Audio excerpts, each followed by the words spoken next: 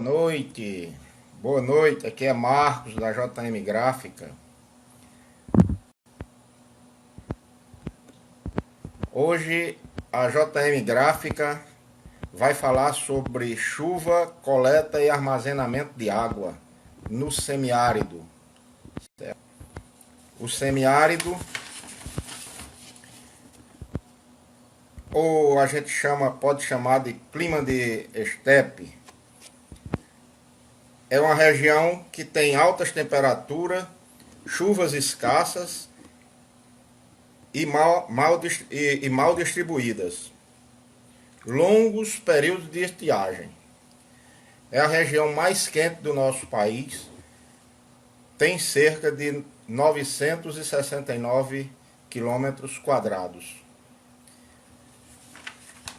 Para conversar sobre esse tema, nós vamos com Vilas Boas Ramos Leitão.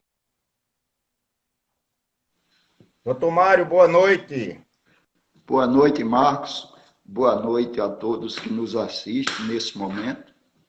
É um prazer grande podermos fazer essa live e tentar informar algumas coisas sobre as relações de clima com as chuvas no Nordeste do Brasil. Pois é, hoje a JM Gráfica recebe esse professor e doutor Mário da Vilas Boas Ramos Leitão. Para iniciar, doutor Mário, eu vou mostrar um pouco sobre sua formação. Professor Mário Leitão, como é chamado na nossa Paraíba, é natural de Patos, da Paraíba, assim como eu. E nos orgulhamos disso, né? Formou-se em 1982 na Universidade Federal da Paraíba em meteorologia. Certo? Em 1989, fez o mestrado. Em 1994, fez doutorado pelo INPE, Instituto Nacional de Pesquisas Espaciais. Neste período, lecionou na Universidade Federal da Paraíba e também Universidade de Campina Grande, Federal de Campina Grande. Em 2004, fez concurso de professor para a Universidade Federal do Vale do São Francisco.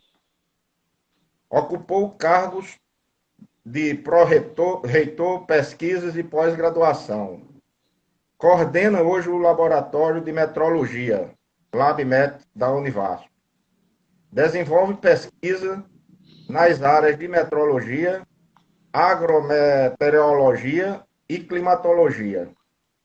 É professor titular da Univasf, lotado no colegiado de Engenharia Agrícola e Ambiental, também mestrado, e doutorando no campus de Juazeiro, Bahia, na área de agroecologia e desenvolvimento territorial. Representa o Brasil na CIMO e na OMM, Organização de Meteorologia Mundial. Certo? Doutor Mário, desde criança, era sensibilizado com os problemas das secas de nossa região, o que motivava a fazer toda a sua carreira profissional, na área de meteorologia. Doutor Mário, por que desde cedo o senhor se sensibilizava com a seca no semiárido? Marcos, eu gostaria de agradecer essa oportunidade que a JM Gráfica Editora está nos dando de poder conversar com os amigos. Nesse momento, a gente tem muita gente nos assistindo pelo Brasil afora, do Acre, né? E outras regiões, no Pará, no Amazonas, por exemplo, na Paraíba, em todos os estados do Nordeste.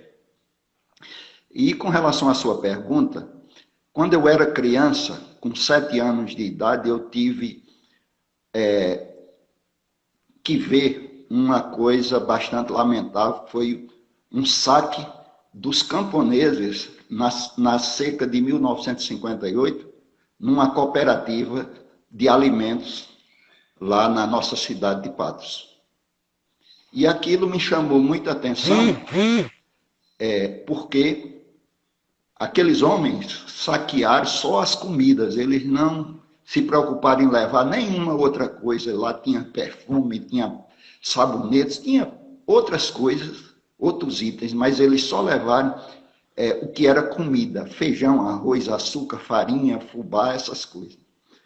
E aquilo me sensibilizou muito. Depois eu vi, juntava uns senhores na praça, olhando para o tempo e procurando uma história de barra, que era para ver se, a partir dessa barra, ela existindo ou não, fazer uma previsão para a estação chuvosa do próximo ano, né?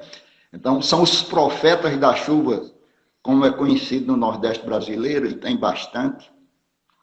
E tudo aquilo foi me comovendo, né? E eu comecei a pensar, por que a gente não estudar algo que pudesse saber quando vai chover ou quando não vai chover? Porque só assim a gente poderia auxiliar os poderes públicos, principalmente, como agir numa época de secas e também numa época de chuvas. E foi essa a intenção. Depois o destino me levou a ser observador fluviométrico do Rio Espinharas. Depois tive a oportunidade de me tornar um profissional técnico na área de meteorologia, como observador meteorológico. E quando eu fiz isso, eu já tinha essa vocação, já fazia isso com muito amor. E naquele momento em Recife, eu decidi que eu faria toda a carreira até chegar ao doutorado em meteorologia. Por essa razão, eu ainda hoje faço isso com a maior satisfação, com a mesma alegria que eu comecei em 1982 como professor na Universidade Federal da Paraíba. Então, essa é a razão básica para eu ter chegado aonde cheguei no doutorado e fazer todo esse trabalho que a gente vem fazendo pelo Nordeste, né, inteiro. Eu já fiz pesquisa do Ceará ao interior da Bahia, né? E também na floresta amazônica, eu fiz pesquisas, inclusive minha tese de doutorado. Professor, existe alguma explicação da existência das secas no semiárido e também em outras regiões do nosso país? Veja, as secas em qualquer lugar do nosso planeta, elas ocorrem por um fator básico, é a presença de pressão atmosférica alta. A pressão atmosférica alta numa região, ela causa a dissipação das nuvens. Então, para as pessoas entenderem isso, Marcos, de uma forma melhor, eu diria que é o seguinte: vamos imaginar que uma casa passou muito tempo sem ser varrida. Ela fica cheia de poeira no assoalho, né, no piso. Então, a pressão alta seria como algo, você ligar uma enceradeira no ar, sem colocar, e vai descendo ela até ela bater no chão. Ela vai limpar em torno da escova dela e jogar toda essa poeira para a periferia. É exatamente o que ocorre quando existe essa pressão alta. Então, na Terra, a gente tem os locais que chovem muito, onde tem floresta, é porque chove muito. E onde não chove, são os desertos, né? Tem deserto, por exemplo, o deserto de Atacama, no Chile, tem local que nunca choveu. Na cidade de Lima, por exemplo, teve um bairro que passou 106 anos sem chover. E a média de chuva em Lima, é de 40 milímetros por ano, enquanto de Salvador é próximo de 2.000. Então, esse conjunto de coisas leva a essa alta pressão, como eu estou dizendo, e nos anos de chuvas, a baixa pressão. Um fenômeno que tem muita relação com as secas do Nordeste e outras partes do mundo é o fenômeno El Niño. Por quê? Na época de El Niño, o ar vem de cima para baixo, chama-se subsidência de ar. Quando ele vem de cima para baixo, ele vem seco, porque a umidade lá por volta de 12 quilômetros de altura é da ordem de 3%. Então, quando ele desce, desce muito seco e frio.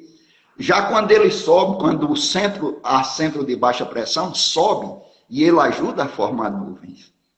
Então, a gente tem a umidade é a matéria-prima da formação de nuvens. E as nuvens são as fábricas de chuva. Se você não tem nuvem, você não vai ter chuva, vai ter secas. Por isso que ocorrem as secas no Nordeste e no mundo inteiro. Então, só uma pergunta complementar. Quando a gente tem muitas nuvens, a gente está num tempo frio, no semiárido. E quando a gente tem um tempo estrelado, a gente está num tempo mais quente, é isso? Não necessariamente.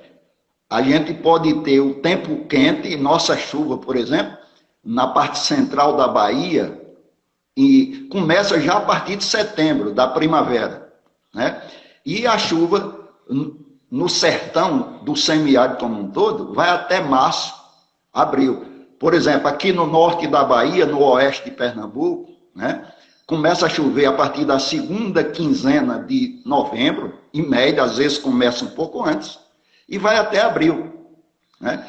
Na região lá do Rio Grande do Norte, no sertão da Paraíba, começa a chover ou no final do ano, em média, ou no início de janeiro e vai até abril, sendo março, em todos esses casos, nesses dois casos, o mês mais chuvoso em média, quando se pega a média histórica, que já existe desde o ano de 1910. Então, essa situação é diferenciada. Veja, quando termina a chuva, por exemplo, aqui no sertão da Bahia, no norte da Bahia, é quando está começando a chover em Salvador. Então, a chuva de Salvador vai começar em abril, maio, junho, julho, né, e agosto, embora chova o ano inteiro. Aqui na nossa região, não. Chove em média, entre novembro e abril. Em alguns anos, vai mais ou começa um pouco.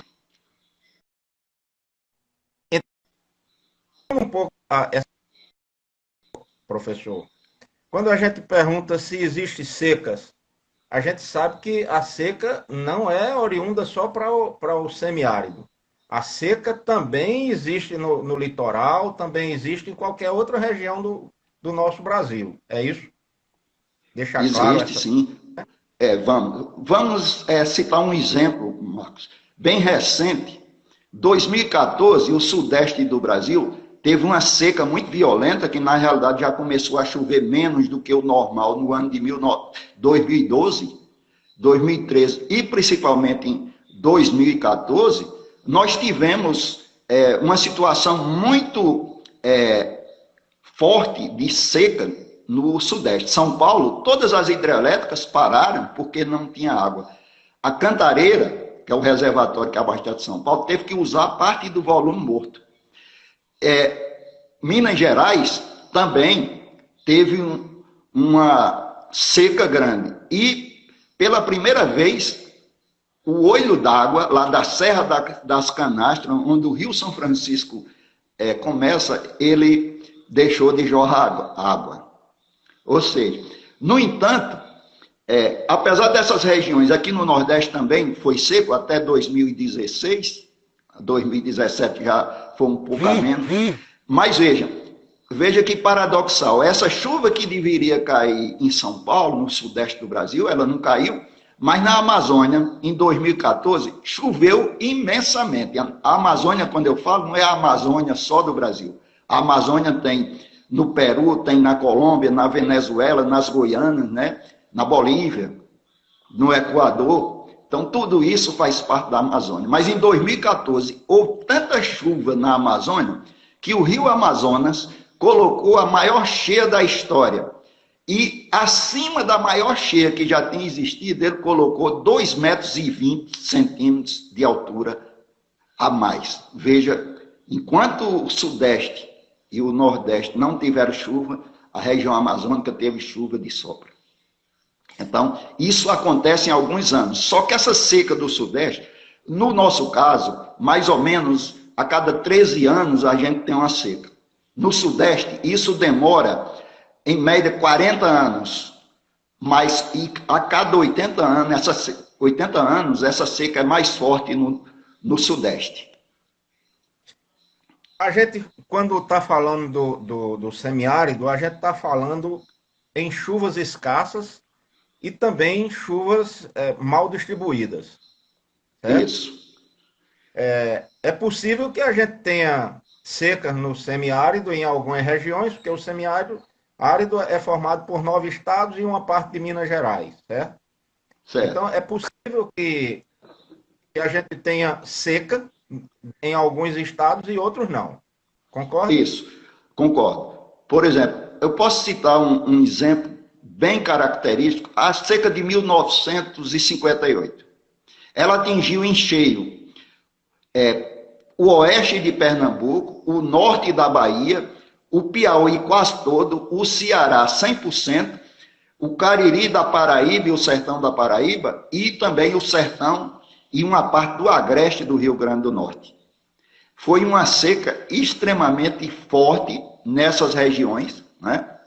Teve lugar como Patos, que a média é 708 milímetros, choveu apenas 225 milímetros. Agora, a maior seca do século passado na região do sertão da Paraíba foi a de 1919.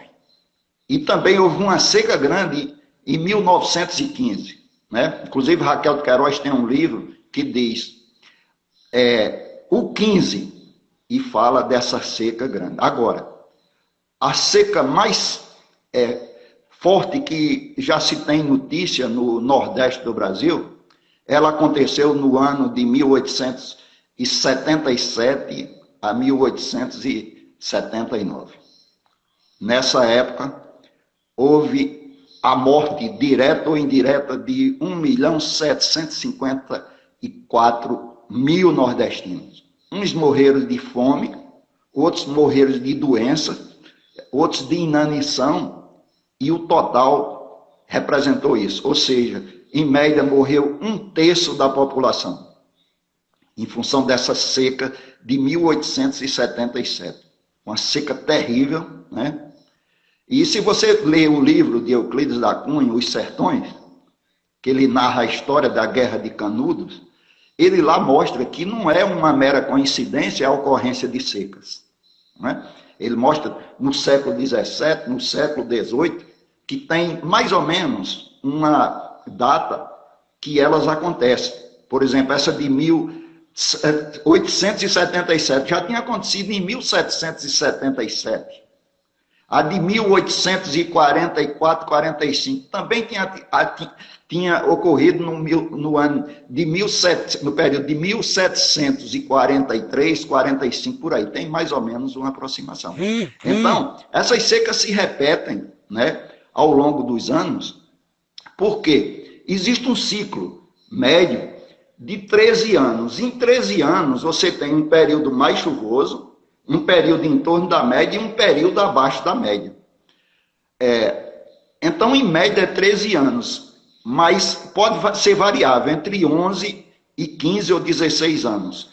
Aí, dentro desse período, você tem 4 a 6 anos de chuvas acima da média, 2 ou 3 anos de chuvas na média e 4 a 6 anos de chuvas abaixo da média. Certo? Agora, se você for na Bíblia, há mais de 3.000 anos atrás, tem um personagem chamado José do Egito. O faraó no Egito teve um sonho que disse que foi o seguinte: ele sonhou com 7 espigas cheias de grãos e 7 vacas muito gordas. E depois essas vacas, no sonho dele, ficaram magras e as espigas secaram. Então ele saiu procurando o pessoal da corte que fazia profecia, sabia responder a essas coisas, né, de sonhos, e ninguém soube responder. E foi chamado José do Egito para decifrar esse sonho do faraó. Então, quando o faraó contou isso a José do Egito, e disse a ele: você sabe profetizar? José do Egito disse: não, mas pelo meu Senhor eu posso lhe responder O que significa isso? Significa que nós vamos ter 7 anos de boas chuvas e depois 7 anos de seca. Ou seja, as vacas magras, as vacas gordas e as espigas cheias de grão significa os anos de fartura, os 7 anos. E depois, os outros 7 anos, as vacas magras e as espigas secas. Né? Veja, olha coincidência, 14 anos esse ciclo. O nosso aqui também pode ser 14, 15, 16, ou a média é 13, mas pode variar dentro disso. Aí. Ô professor, quando a gente fala em seca, a gente fala também no século passado, que era o período da pistolagem, onde nós tínhamos os coronéis que mandavam em tudo, certo? E quando a gente veio para a Primeira e Segunda Guerra Mundial, nós tivemos a guerra da Alemanha, a Segunda Guerra Mundial, certo? Onde teve campos de concentração. Foi na Alemanha onde existiram os primeiros campos de concentração? Marcos, infelizmente não. Os primeiros campos de concentração foram no Brasil, no Ceará, onde os flagelados da seca eram confinados em locais cercados com arame farpado e a polícia circulando para não deixar que eles entrassem nas cidades. Então, isso ficou conhecido como os currais humanos. Infelizmente, isso aconteceu no Brasil, nas secas de 1915, né? E em outras secas para trás. Ou seja, esse camponês que lutava no campo, infelizmente, teve que sofrer isso, igual os judeus sofreram, né? Na guerra da Alemanha, foram confinados. A diferença é que os judeus foram mortos, né? E esses não, eles não foram mortos, mas alguns morreram de fome, não assassinados, né? Indiretamente. Então, foi uma coisa muito triste nós termos sido pioneiros, né, no Brasil em fazer currais humanos. Então, isso é uma coisa muito triste, né?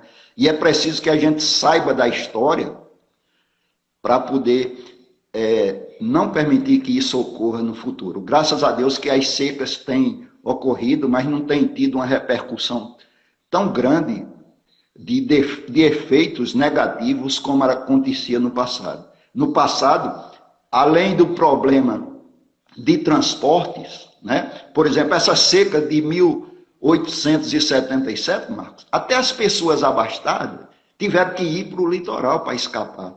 Teve região do Ceará, que foi o estado mais atingido, que morreu 80% da população. Em média, no Ceará, morreu 50% do povo do Ceará na época. Então, foi uma coisa terrível. Então, as pessoas que não podiam ir, por exemplo, naquela época não tinha carro, o carro era carro de boi. Mas quem não podia ir, ia caminhando e não aguentava chegar no litoral, que era muito distante. Né? Então, o Ceará, podemos dizer que é um estado sofredor, não é? Porque exatamente. Hoje já tem uma açudagem boa, né? Já tem uma espécie de convivência que ainda não é adequada, nós vamos falar nisso, né? Mas o Ceará foi o estado, ao longo desses anos, que mais sofreu com as secas no semiárido do Nordeste. Inclusive, essa seca atinge Fortaleza também, né? E o litoral do Ceará. Pelo que me consta, o Ceará praticamente todo é semiárido, não é? Exato. 100% do Ceará é semiárido. Mas então vamos ver aqui. O senhor já falou do ciclo. Agora, existe uma peculiaridade muito interessante. É o chamado Santo da Chuva, certo? Em outras partes do país, o santo da chuva é São Pedro, certo? Porque no semiárido, principalmente no Nordeste, no nosso Nordeste, o santo da chuva é São José. Como se justifica isso? E aquele problema do sal? E por que o sal colocado em cima de uma casa no dia 13 de dezembro fica úmido ou seco? O senhor podia... Veja, isso é uma das experiências, né? Interessante, mas vou falar pelo início. Veja, o dia de São José é o dia 19 de março.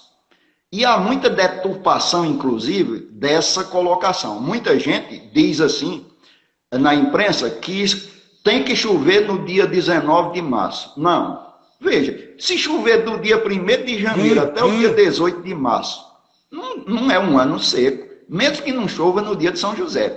O que o agricultor fala, Marcos, e é preciso a gente entender isso direito, é que a esperança dele só termina no dia de São José, se não chover, certo? Mas chover até o dia de São José, ele ainda tem esperança que possa haver chuvas.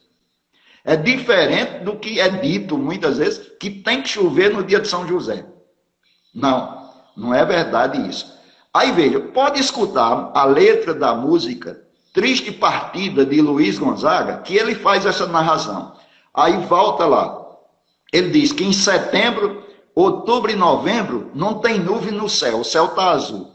No dia 13 de dezembro é feita a experiência da pedra de sal. O sal é uma substância higroscópica. Se a umidade do ar estiver alta, você colocando o sal em cima do telhado ou numa parte alta, no dia seguinte aquela pedra de sal vai amanhecer úmida.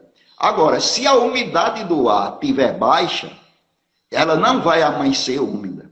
E outros fatores também são interessantes para se fazer uma avaliação. Por exemplo, quando algumas plantas, né, começam a florescer já em setembro, por exemplo, o pau d'arco, a caibreira, né, e o mandacaru, que está lá na música de Luiz Gonzaga, né, Xote da Menina.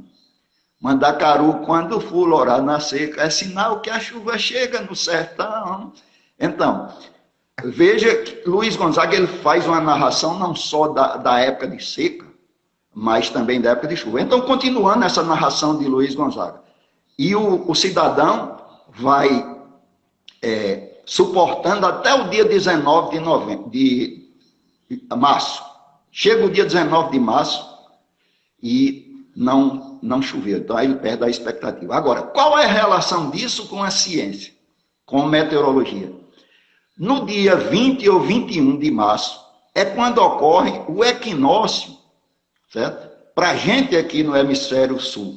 Então, a declinação do Sol, né, ela fica nula, fica o Sol em cima do Equador e ele começa a passar para o hemisfério norte.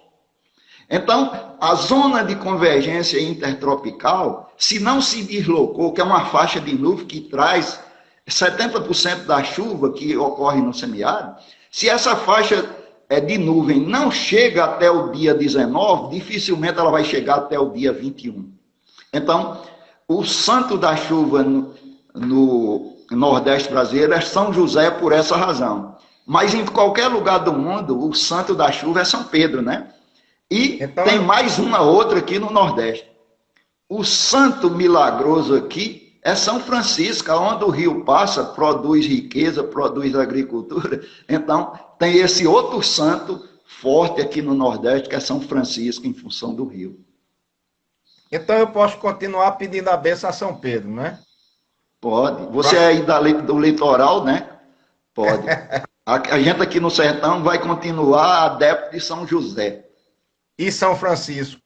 E São Francisco. É. Mas, continuando aqui, eu tenho uma pergunta, professor, aqui, que chegou agora há pouco. Como está se comportando a previsão do segundo semestre de 2020 até o primeiro semestre de 2021 na região Nordeste? Existe tendência do Laninho? Veja, é muito cedo para a gente prever isso, porque existem vários componentes. Não só a temperatura no Oceano Pacífico, que pode gerar um El Niño ou uma Laninha. O que é que significa isso?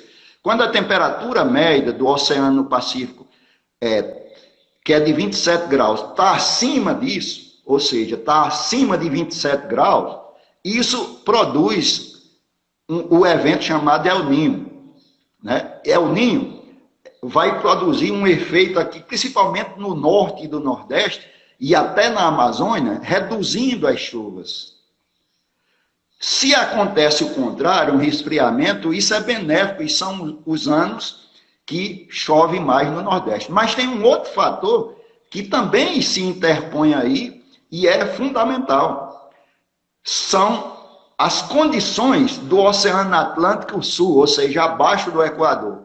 Quando as águas superficiais do Atlântico Sul estão com temperaturas acima de 27 graus, e há uma evaporação grande, os ventos alísios trazem essa umidade para o interior do Nordeste, para o semiárido, e mesmo havendo El Ninhos moderados, a gente pode ter chuvas no semiárido nordestino, em função do aquecimento do Oceano Atlântico. Então, não significa que todo ano de El Ninho nós vamos ter seca do Nordeste. Existe um trabalho muito interessante de um pesquisador indiano do Instituto Nacional de Pesquisas Espaciais, chamado Kane. Em 1998 ele fez essa pesquisa e ele mostrou que só existe uma relação de El Ninho com seca no Nordeste em 46% dos anos. Significa que em 54% dos anos não existe essa relação, mesmo em El Ninhos moderados e fracos, podem não ocorrer secas no Nordeste brasileiro. O grande problema vai ser a presença desses centros de alta pressão, como eu já mencionei, que pode acontecer em cima até de região litorânea. Teve uma época que a ilha de Fernando Noronha, que fica no meio do Oceano Atlântico, ela sofreu seca severa e foi preciso instalar lá sistemas de dessalinização da água do mar para poder ter água potável lá na ilha de Fernando Noronha, porque houve períodos de seca lá. Sim. Vamos falar agora, professor, de um assunto que vem desde Dom Pedro II aí, certo? Dom Pedro já dizia que vendia até a última joia da coroa para acabar com a seca no Nordeste. E talvez agora vão acabar mesmo, não sei se vão acabar. Será que isso é verdade ou é um mito? Veja, quando Dom Pedro II disse isso, Marcos, ele quis dizer que ia ter um empenho para fazer com que o Nordeste mudasse. E o que é que Dom Pedro fez? Trouxe engenheiros da Europa, mandou estudar a viabilidade de se fazer transposição, criando uma grande barragem, ou seja, a barragem de Sobradinho não foi idealizada recentemente, não. Ela foi idealizada no ano de 1846 por Dom Pedro II. Mas nunca saiu do papel.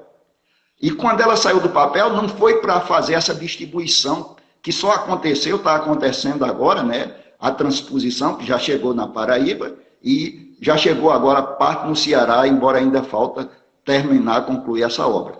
Então, Dom Pedro tinha essa intenção de acabar, não era necessariamente acabar com a seca, porque com a seca a gente não vai acabar nunca. O que a gente tem que aprender, e ainda não aprendemos direito, é saber conviver com a seca. Ela vai estar sempre presente.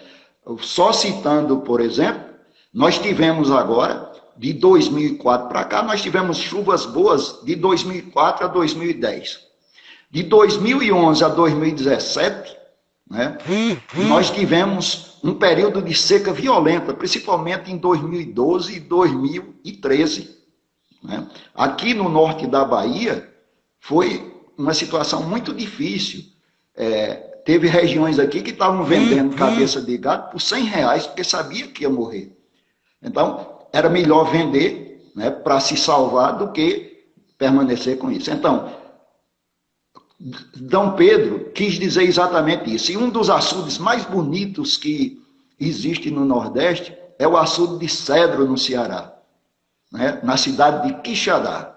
Ele é todo em cerâmica portuguesa, bem bonito, né, e foi criado a partir dessas ideias de Dom Pedro. Essa construção começou no ano de 1900, mas só foi concluída no ano de 1906. e foi criado depois o DENOX, Departamento Nacional de Obras contra a Seca, certo? Então, seca nós não vamos acabar nunca. O que a gente tem que aprender é conviver com secas como outros locais do mundo já convivem. Então, mas Dom Pedro II também tinha algumas razões quando ele fazia os açudes, ou os engenheiros dele, não sei se ele ou os engenheiros, mas quando eles faziam os açudes com uma profundidade maior, certo? Então, ele fez vários projetos, executou alguns, mas outros não executou. E onde tem projeto de Dom Pedro, a gente sabe que a profundidade do açude seria grande. Por exemplo, tem um projeto feito por Dom Pedro que a profundidade passaria de 12 metros, certo? Em algumas áreas. Então, Dom Pedro está certo. O que é que a gente pode fazer para conviver com a seca no Nordeste? Veja, são dois fatores importantes. Eu vou começar por outro. Primeiro, Marcos, eu fico extremamente triste, até por essa carreira que eu desenvolvi, né, que eu fiz como meteorologista. A gente vê na televisão as camponesas do Nordeste sair com uma lata d'água na cabeça, que só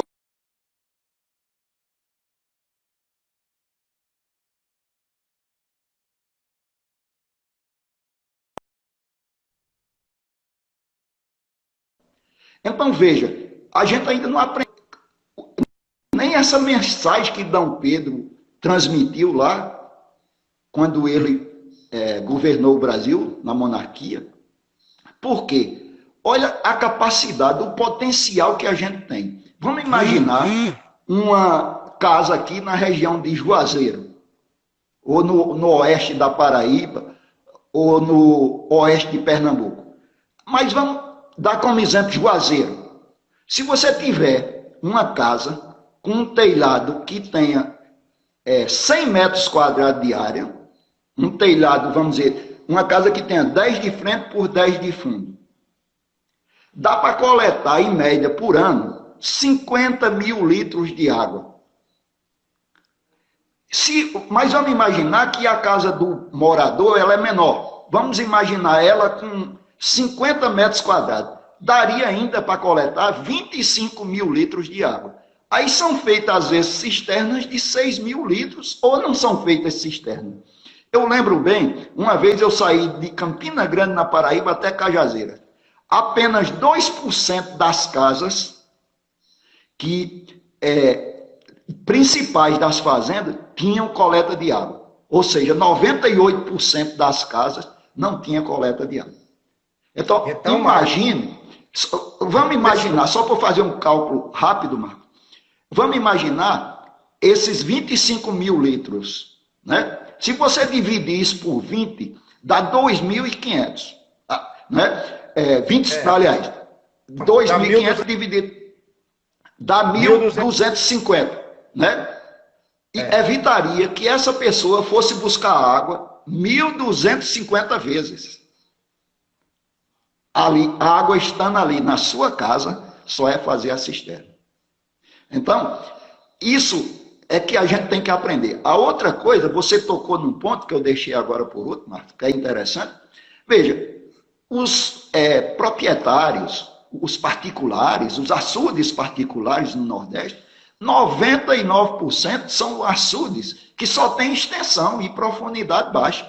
Em média, a evaporação no semiárido é de 3 metros. Então, se você fizer um açude com uma profundidade menor do que 2 metros, não precisa tirar a água dele não, que a atmosfera leva toda de graça. O que a gente tem que fazer é fazer o açude com a mesma, naquela mesma área, com um espelho menor, a metade, mas fazer a profundidade dobrada. Ou seja, em vez de ser 3, fazer de 6, 7 ou 8. Né? Então você teria aquela mesma quantidade de água numa área menor. Vai evaporar 3 metros, mas vai ficar 3 metros ou mais. Eu tenho uma palestra que eu pego daqui até Campina Grande, na Paraíba, e de Campina Grande até Serra Negra, no norte do Ceará. Sai fotografando açudes. E é impressionante, porque quando chega em Serra Negra do Norte, tem uma reserva ecológica do Siridó lá, que é uma área de preservação ambiental, e tem um açude. E esses açudes todos que eu fotografei nesse percurso, todos estão secos ou com lama, ou muito pouca água. Quando a gente chega lá, vê que o açude tem bastante água. Por quê? Porque ele tem uma profundidade de cerca de 7 metros. Então, ele consegue tirar 2 anos de seca, né? Ou suportar 2 anos de seca. E você pode andar, e quem está nos ouvindo aqui, andar, que você vai ver que nenhum desses açudes de beira de estrada chega no próximo período chuvoso com água. E ninguém tira a água desses açudes. É a evaporação total. Certo? Então, em resumo, você pode reduzir o espelho, que é a extensão, e aumentar a profundidade.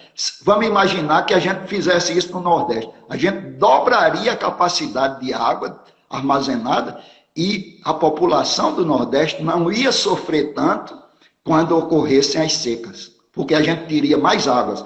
Não só salvaria e amenizaria os efeitos para os homens, mas também para os animais, e era possível produzir alguma coisa como capim, como uma cultura de subsistência com essa água que sobra, que tem nos açudes, já que elas não seriam evaporadas. Então, é muito importante isso, e isso é uma das coisas que a gente deve fazer para conviver melhor com a seca. Eu queria só dar um exemplo, a Embrapa Semiárido, né? Ela tem um trabalho muito interessante desde o ano de 1990, com cisternas subterrâneas, com cisternas para coleta de dados, com cisternas de salvação.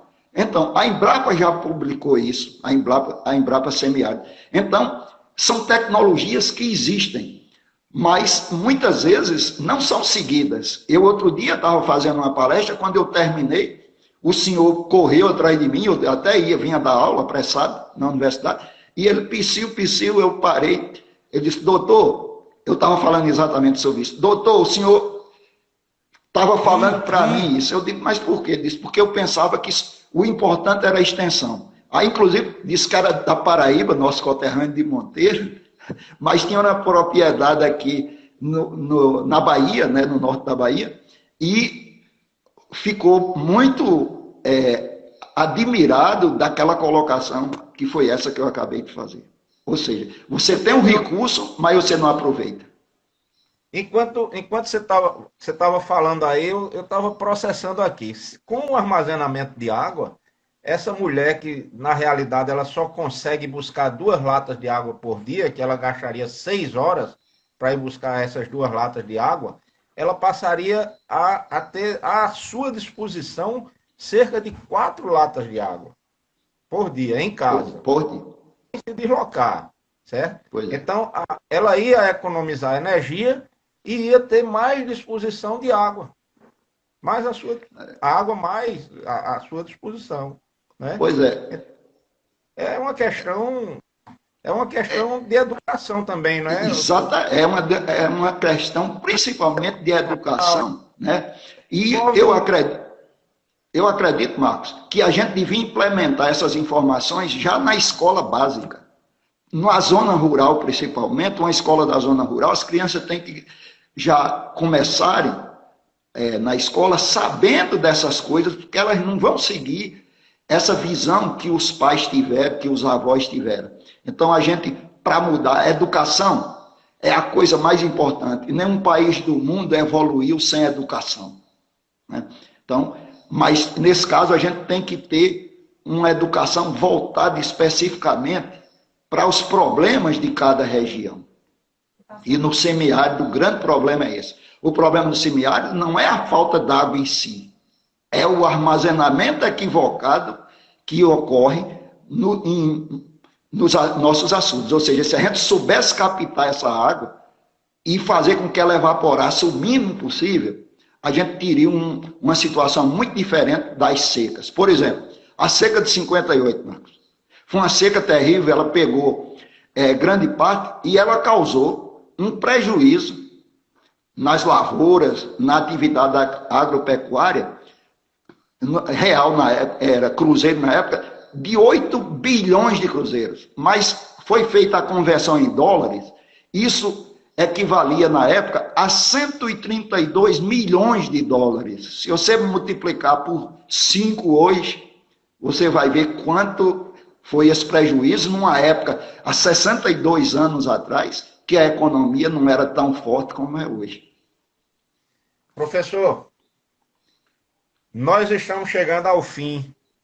Sabe que tudo que é bom dura pouco, não é? Mesmo o tempo sendo grande, mas dura muito pouco. Não é isso mesmo? Exatamente. Então, nós temos mais 5 minutos aí, certo? Para um assunto para você falar à vontade, certo? Estou liberado, então, né? Está liberado. Marcos, aí 5 minutos, certo? Marcos, eu acho que a gente tem que ver com bons olhos e trabalhar essa questão. E saber valorizar o que é nosso. Se a gente aprender a conviver com as secas, com certeza a gente vai mudar o destino e nós vamos ver muito menos sertanejos indo migrar para a região onde hoje já não tem mais emprego, que é São Paulo, Rio de Janeiro, né, como acontecia no passado. Né? Então, isso é uma coisa muito importante, é a fixação do homem no seu lugar. Isso é fundamental. E nós vamos alcançar isso com essa visão, com essas metodologias, aplicando essas metodologias, como eu falei, da Embrapa Semiárido e tantas outras, que são fundamentais. Né? Então, a gente precisa... você imagine se a televisão ajudasse, se as estações de rádio também conseguissem fazer uma divulgação dessas coisas importantes, né? Mas, por exemplo, quando se falou em transposição, ninguém sabia que tinha sido, 99,9% do povo do Brasil não sabia que tinha sido Dom Pedro o idealizador disso. Né? Pensava que tinham sido esses políticos mais recentes, que não tem. Na verdade, eles deram continuidade. Né? Então, eu acho que isso é que é fundamental. Primeiro, a educação. Eu acredito muito nessa formação do jovem. Eu, em determinado ano, eu dei uma palestra para jovens de 8 a 12 anos na escola cenecista de São José da Mata. Mas esses alunos eram da região de Puxinanã e Pocinhos. E em determinado dia eu fui jogar bola lá, tinha uns colegas, e tinha um secretário dessa cidade de Pocinhos. E ele chegou todo feliz dizendo que tinha ido receber um certificado como a cidade dele tinha sido a que mais fez cisternas comunitárias no Brasil. E eu disse a ele, você sabe por que isso aconteceu? Ele disse, não. Eu digo, porque nós fizemos uma palestra para as crianças de lá, de 8 a 12 anos, e elas, ele tinha dito, não, lá as crianças pediram aos pais para fazer isso. Então eu fui dizer, você sabe qual foi a causa disso? Foi uma palestra que eu dei na Escola Cenecista de São José da Mata. Então, veja, a criança, porque você diz uma coisa a uma pessoa já idosa, ela diz, eu estou no final de vida, eu não vou ligar para isso, né? Uma pessoa idosa não quer plantar um pé de manga que vai demorar 4, 5 anos para colher. Então, é como essa história da cisterna. A fonte tem que ser lá embaixo, a criança, né? O adolescente. E no seu habitat. O problema da cidade é um, o problema do campo é outro. Isso em toda a região. E no semiárido isso faz a grande diferença. Mas, professor, só para concluir, eu acho que todos nós brasileiros devemos fazer alguma coisa, não esperarmos pelos políticos, certo? Se cada um fizer alguma coisa, por pouco que seja, nós vamos alcançar, nós vamos ser um Brasil melhor.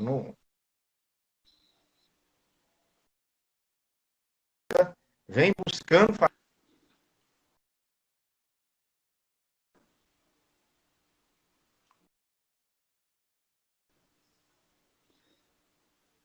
Exato, Okay? Marcos. Você tem toda a razão. Contribuindo. A gente tem que agir, não precisamos e nem devemos esperar por políticos. Não. A solução cabe a nós.